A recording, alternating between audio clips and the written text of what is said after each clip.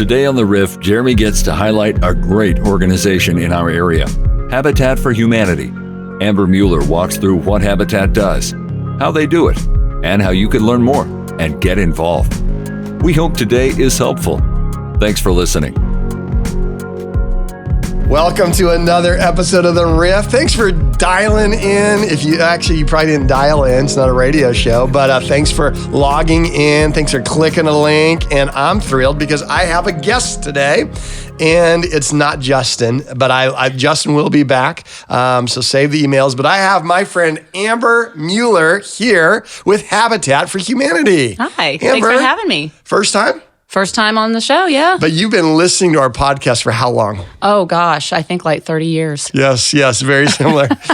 It might be your first time listening and being on, but we're glad to have you. And I think this is going to be a great episode as we learn a little bit more about the story of Habitat for Humanity. So I want to dive in. But first, I want to start. I met you about a month ago, and we talked about Habitat. We met up and heard about what you're doing in the community. And instantly, I was thinking, okay, we have to be able to let our North Pointers hear about this. So I preface the show by saying, if you're a North Pointer, you have friends, you have groups, workplaces, and you're interested in having significant opportunities to serve, I think this is going to be an episode that I'm hoping God uses to encourage you. So let's start by the story of Amber, okay? So tell us a little bit, what do we need to know? Start with birth, end with now, hit the highlights. All right. Moved to the area in 73. I'm not going to say how old I was, but I was very young.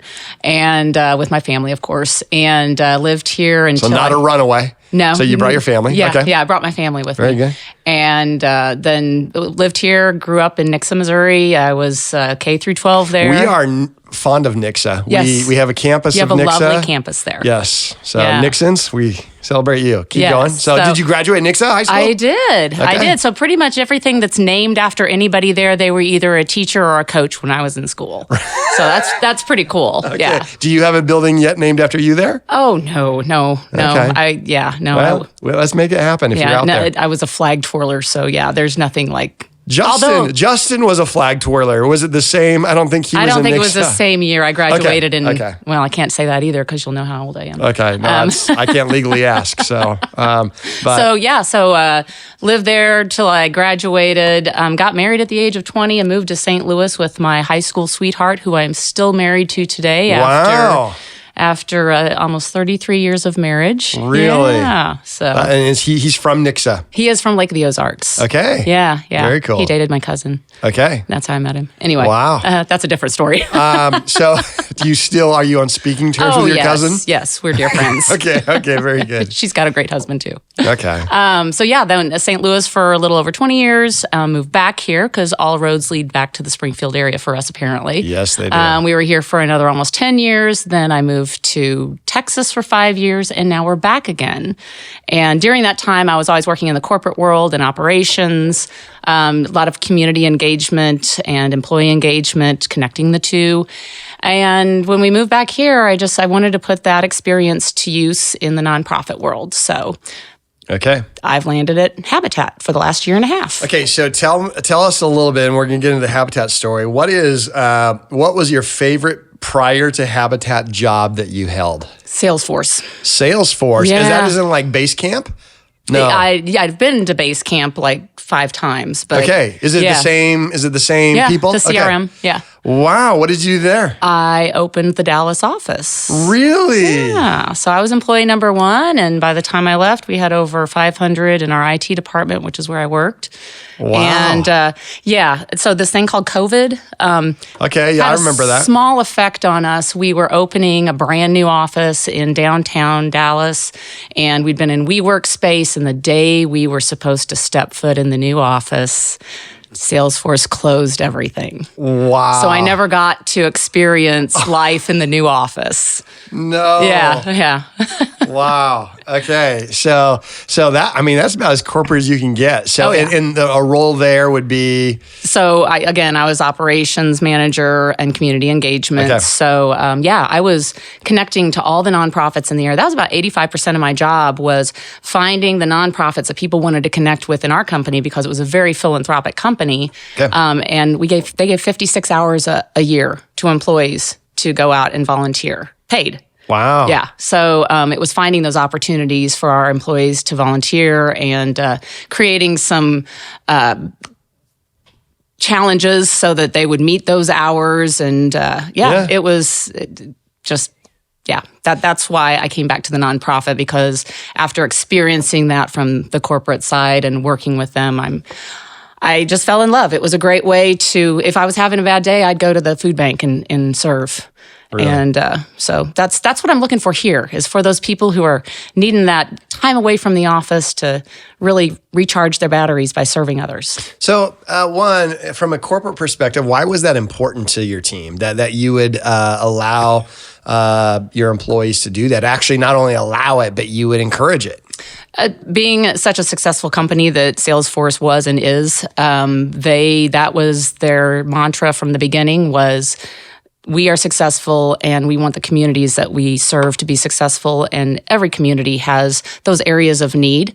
So that they just want their people to find that niche that they feel connected to and give their time and resources to it. Yeah. So the company from the top down, they were the ones that set the bar. And then coming into the company, when you're going through your orientation, that was part of the orientation. Like we had volunteer hours during the orientation. Yeah. So, yeah. That's great. Yeah. So you moved back to Springfield a couple years ago. And so what about Habitat for Humanity? Did you say, man, this is where I've got to land? This is where I want to work? Right. My dad was he was in construction. He owned his own company. Okay. So for the duration of while we lived here before he retired, he built homes in the area. So I already had that background. The other aspect of it is a Christian-based organization, so we are the hands and feet, bringing community together to serve God by serving others. And so that spoke to me. And I think a lot of us are we don't realize what having a home and that place to call home really means to your psyche and your well-being. Yeah. And it does. It means a lot. My husband and I, we started in rental space, and we've been able to move up. And it's interesting, when we moved back here, my children stayed here when we moved to Texas. And I really saw that, like, they missed having us at home, having a home to go to. Yeah. And so a lot of people that are in rental space, they're moving around a lot. They don't have that thing to call their own. Their children don't have, and you can't decorate like you would your own home when you're in a rental space. So There's a lot of aspects of it that just really spoke to me that, my parents lived in the same home for over 40 years, and I had that home to go home to every day. Yeah. And when I came back here to Nixa and visited, it just, that aspect of it really tugged at my heartstrings of, I want other people to have that. Right. People who life has presented them a very unstable environment, to have that stability. Mm-hmm. So I want to walk through today. We're going to look at what exactly Habitat does. But can you, if we pull the string back, when did Jimmy Carter start this? And so tell us a little bit about the history of Habitat for Humanity. So, I think you just threw that out there, because that is a misnomer about Habitat. Jimmy Carter was the face behind bringing us into an international space and really getting this publicized out in the community. So our organization actually started in Americus, Georgia, at a place called Koinonia Farms, which was a community.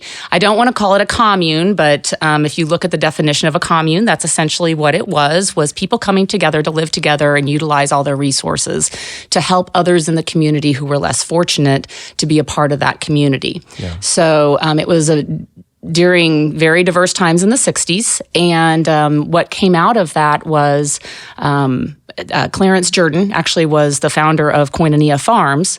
And later on, after about 3 or 4 years of turmoil within the community and what they were doing, Linda and Millard Fuller. Linda and Millard Fuller, they were business people who'd been on a vacation in Florida with their children, and they decided they were going to sell all of their possessions and basically just give it to the poor and serve the poor. And so, and I don't like using that word, just the less fortunate. Right.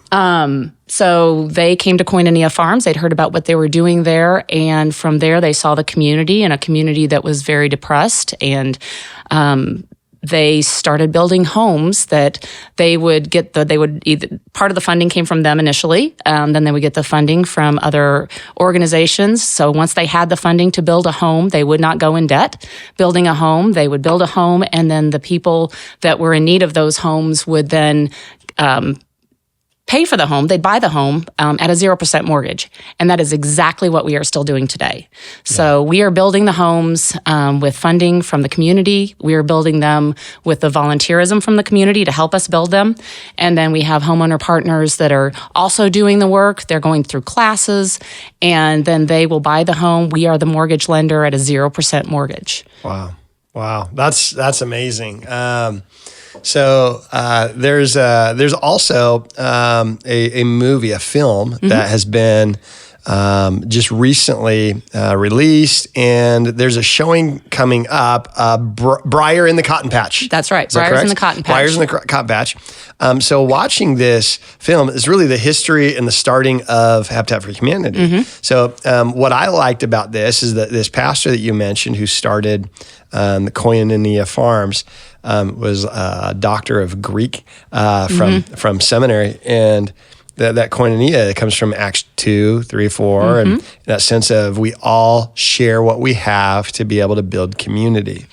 And what I love that film describes says it was an experiment to see what kind of community we can build if people of all races were treated as equally dignified by God. Absolutely, yes. And you're like, and in the back, I had no idea that Habitat for Humanity comes out of this backdrop of racial equality, and what a powerful story. And I know that coming up there is an opportunity for people to maybe hear more about that story, watch the film. Yes. Can you tell us a little bit about that? Yep, that's going to be on January 23rd. It's actually not a new film. It came out in 2006, I think. It was New to shown me. on New to me. Yeah, new to you. It was shown on PBS originally. We did get the rights from the producers to show it at a theater. So it'll be at Alamo Drafthouse. It's going to be Wake Up to Habitat. And we'll have a continental breakfast available and the showing of the film. And then we'll do just a very brief Q&A afterwards with our leadership team to talk about our past and where we are going. We have been actually in Springfield for 35 years, building homes, repairing homes, and revitalizing neighborhoods. Wow. Yeah. Okay, so if you're listening, and I know that's coming up as this episode's released, that's right around the corner, January 23rd. So you go to what website? Yep, you go to our website at habitatspringfieldmo.org/events. Done. Habitat. Have you gotten that tattoo yet? Right? Yeah, I'm working on it. That'll wrap all the way around the It's neck. going to be, yes, it's going to be a choker. Yes. Maybe my forehead. I'm not sure. HabitatSpringfieldMo.org / events. So I will have that in the show notes there.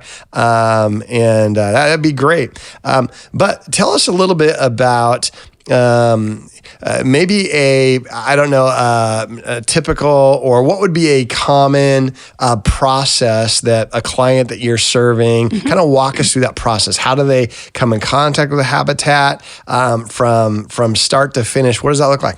Yeah, so great question. A lot of people don't know how really easy it is to apply. You just go on our website, go to our programs, and there is a form in there that you can fill out to apply.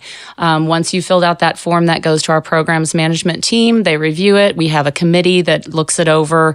If you meet the criteria, and all the criteria are in that document, then we will do a home visit, and then they will tell you whether you're in the program or not. Now, once you get in the program, it is not for the faint of heart. Okay. So, so it's not like, we just won a sweepstakes. You're right. We do not give away the homes, and there is work involved. Yeah. So 250 to 350 sweat equity hours are required. So it's 250 for one person on the deed and 350 for two people on the deed. So obviously you have time to get those sweat equity hours in. You would start off in the Restore, which is our retail space over on Scenic. And I believe it's 100 hours that would have to be worked there before you'd move over to the construction side of things. When you're halfway through your hours, then you get to do lot selection. So, that takes, it's a process. You're selecting your lot at that point. Your lot of the home that will be built, yes. So the other thing that is involved is we have Tools for Life classes, which, by the way, are open to the public. Okay. So those are publicized every month on our Facebook and our website. And what are those? Those will range anywhere from conflict management, budgeting, understanding your amortization and mortgage, skills for applying for jobs, home maintenance. There's some hands-on home maintenance Leanne's going to classes. send me to that. Yeah. Very, very useful classes.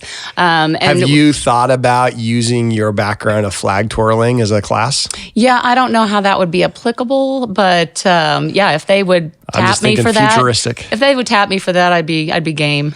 So it is from financial education to hands-on practical. You got it all. Yes, and it's 14. There's 14 classes that are primary classes that have to be taken. Again, these are open to the public. We have 2 to 3 a month. They take place in our Restore setting. We've got a meeting room space there that people come to those classes.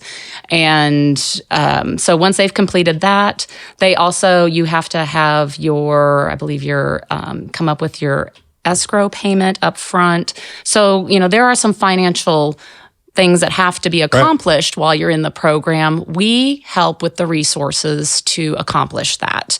Right. We are there. There's ambassadors that come alongside our homeowner partners or home buying partners, and they kind of hold your hand as you're walking through this program. They help you find the resources that you need where there might be speed bumps along the way. So it takes, right now, it's anywhere from 1.5 to 2 years to go from application to being in a home.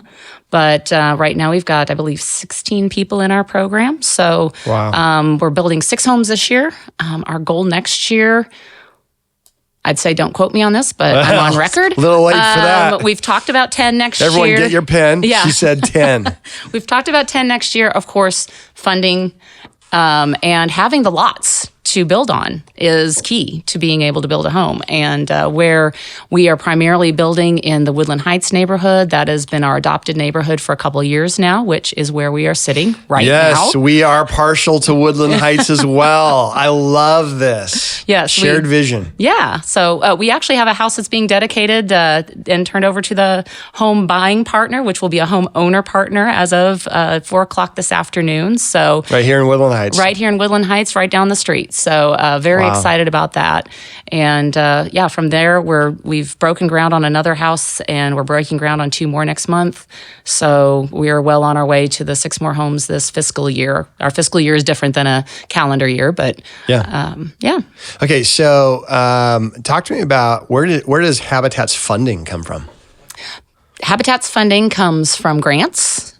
So we have a grant manager that is just a rock star. And so, she's always looking for those affordable housing grants that are available both through foundations, trusts, private organizations, and federal funds. Yeah. So that is a big source. Another large source of our funding comes from the Restore, which is our retail space.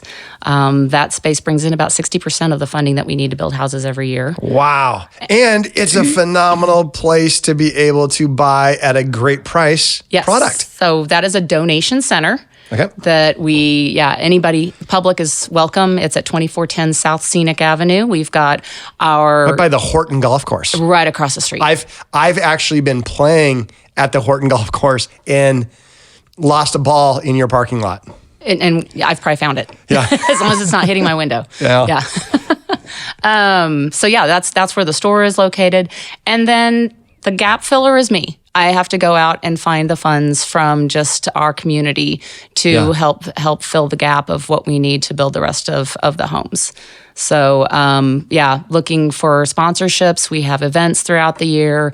Our big gala is April 11th. We've got sponsorships still available for that. That's a great way to be immersed and learn a lot on the evening of and have a lot of fun, as well as helping sponsor. That night we will hopefully raise funds for an entire home build. So that's where our funding comes from, the community, grants, and the Restore. Okay, so I know prices change like crazy, but just for grins and giggles, give us a price. What would it take ish to be able to build a house with Habitat right now? Yeah, we the pricing on materials, as well as the contract services that we have to have. So, of course, HVAC, electric, plumbing, those have to be certified tradesmen. Yeah. So we have to get the contract services for those. That has gone up about 30% in the last couple of years, which is it's exponential. And we don't want to burden the homeowner more than necessary. Right. So that's where, again, more funding is needed to make sure that we have the funds. So this is another fact that I didn't share previously was, the home is built, and that's the cost that it cost us to build it, and then it's appraised. And then the variance from the appraisal, which we are finding is quite a bit more than the cost, that variance goes into a second mortgage, which is forgiven by 10% every year over 10 years. So if the homeowner stays in the home for 10 years, it's forgiven. Wow. So that's another advantage. I mean, you're not getting that from many banks, right. But the people in our program typically cannot get a standard mortgage from a bank. So that's why they're in our program. Okay, so we have whether someone's out there and they work in the construction industry, or they're handy, or they own a construction company, they're working in a business, and they're like, hey, we're looking for significant volunteer opportunities for our company. What are ways people can make a difference in your mission? So from the construction standpoint, we are always looking for in-kind donation. I'm going to give a shout out to A1 Guarantee Roofing, Dale's Roofing. They are some partners that have come alongside us and have built, and Cox Roofing is another one. They have provided their services and materials free of charge as an in-kind donation. They will come. They've come and put roofs on our houses for us. That's awesome. At no charge. So those kinds of services, from HVAC, plumbing, electric, any of those services that you might be a business owner, would love to talk to you. Please, come talk to me, Amber Meuller.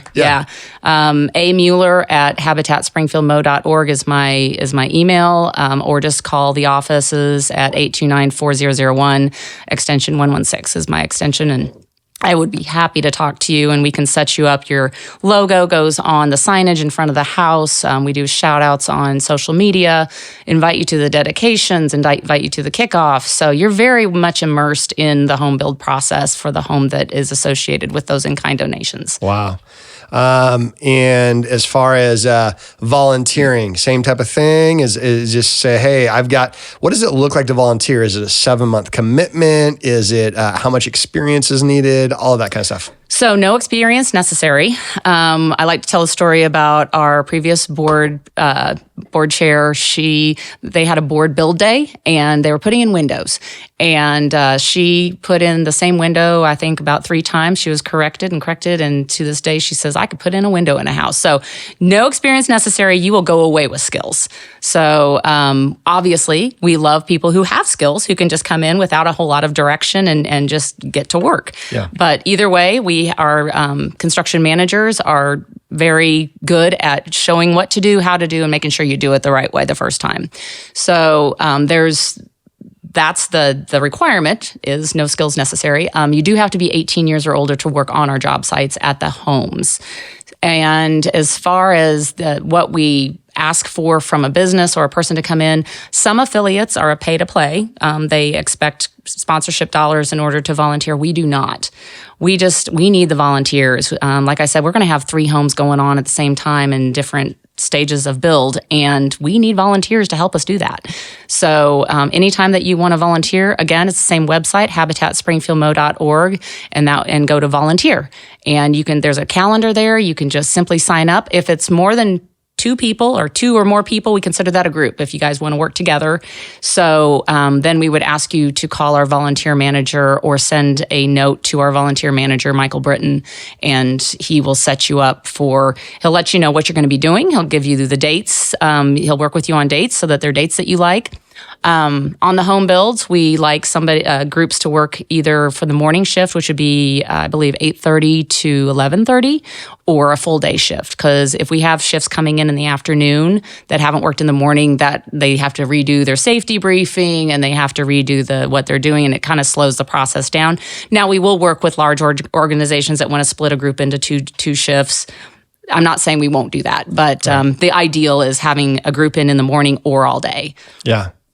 Okay, so obviously North Pointers who are listening, my encouragement is, one is we have a shared vision, is why we even launched the Dream Center, is that we could be right in the heart of, at the time was the verbiage was zone 1, as they split the town into different zones. And Woodland Heights has become a neighborhood that has been such a gift from God for us to be able to partner with in many different areas. And I think it's a very natural next step for a lot of North Pointers to say, hey, let's be a part of helping build a house, whether it's a 1 morning shift, a 1 day shift, or once a month shift, whether you have a group, work, family, whatever. I think that's a great extension of what we're already committed to. Mm-hmm. And I know, whatever your gifts are, just be praying, say, hey, how can I take a next step?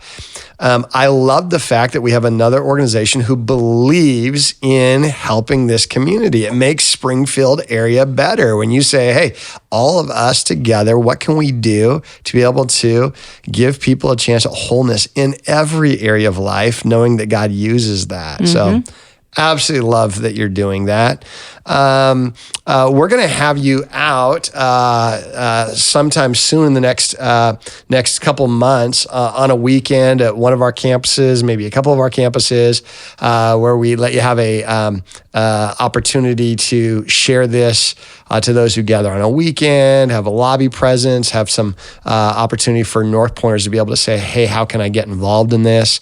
I'm looking at this from when we met, is I believe what you're doing and your mission, it's a natural partnership for us at North Point. And so, yes, we will have some opportunities to promote that as a church. But in the meantime, North Pointers, you don't need to wait for anything formal, is jump right on this. Yeah. And I'm just thankful for what you're doing. So anything else about Habitat that we haven't talked about that we need to hit, that what we affectionately call the Riff Raff, our Riff listeners must know before they go to bed tonight? Yeah, there's a lot that I haven't even touched on. We have a repairs program, so that's primarily funded by grants, and so we typically try to get in about 100 repairs a year on homes. Again, that's an application process. And the purpose of that is to keep people in their homes, roof deployments and HVAC needs and siding needs, things like that just keep people in their homes. So that is another program that we have. Some of those that we do have opportunities for volunteers to work on as well. Yeah. And I did mention the Restore. We need volunteers there every day. We're open Monday through Saturday, and you can come in and work for an hour. You can come in and work all day. We ideally need about 8 to 10 volunteers a day. Typically, I think we get about 3 to 5.